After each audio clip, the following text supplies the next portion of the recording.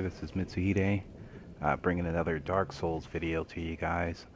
Um, I saw something interesting in regards to Dark Souls, and that is the reason for the title, and I'll explain it. So the article was actually detailing why there's so many similarities between the original Dark Souls and Dark Souls 3, which is really interesting.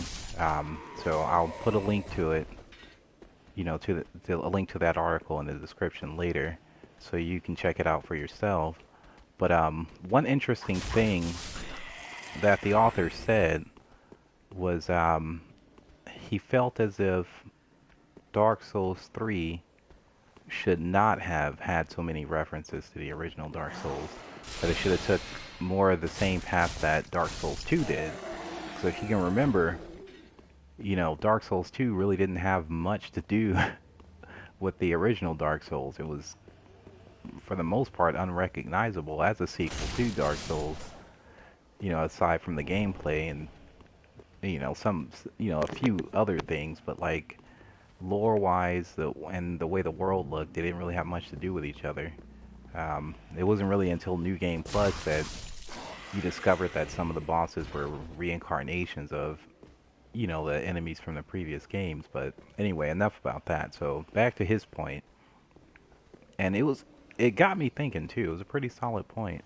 I'll let you know what my stance on it is, but basically what he was saying was that the way it was with Dark Souls 2, it kind of gives players more immersion and more importance for their characters. In other words, with there not being an exact link, history-wise between one game and its sequel, then it makes your story true. So like basically whatever story you created for yourself during the game, during your playthrough of the game, that was the true story, that was the canon. And so by not addressing the previous game's history, it maintains your personal story of the game. It keeps your personal experience canon. And he said by, doing this, by making Dark Souls 3 a direct link to Dark Souls 1, then it causes your player character to have taken a specific route throughout the events of the chosen undead. Like for example, the fact that that Aldrich, the devourer of gods, since he actually was able to devour, what's his name? The Gwen's son that was raised like a girl. I can't think of his name right now. But because he was able to devour him, then that would mean that the chosen undead didn't find the secret room, and they chosen undead didn't kill the illusion of illusion of Guinevere, and didn't fight Gwendolyn. That was his name. Didn't fight Gwendolyn. And so I thought about that, and I was like, yeah, that I can see where he's going there. You know what I mean? Because like some of the things that you did were optional. Um, it makes it, it gives you this sense that you weren't supposed to do that, or that what you did didn't really matter. But so I can see his point. Now here's my point on it.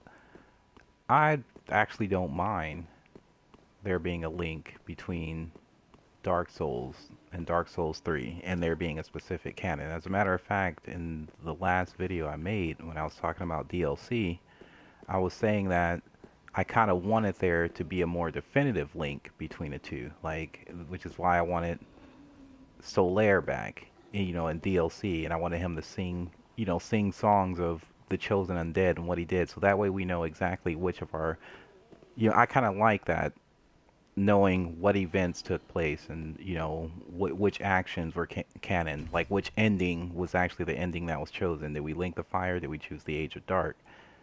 Like I like having those questions answered, especially since it's the end, the last game.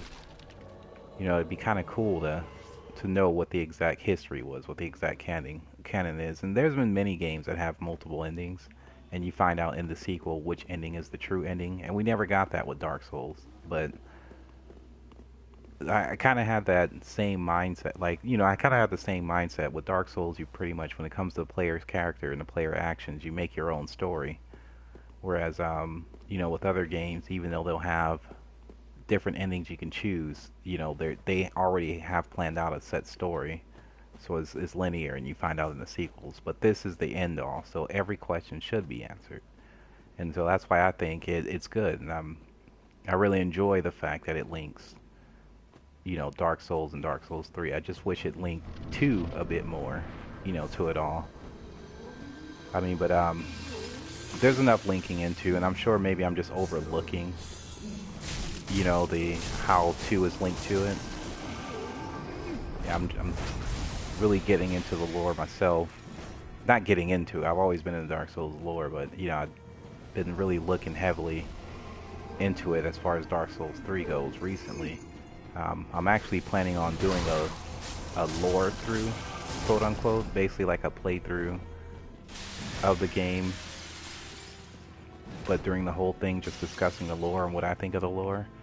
So let me know how you guys will feel about that too, if you think that'll be cool to see, like a lore playthrough.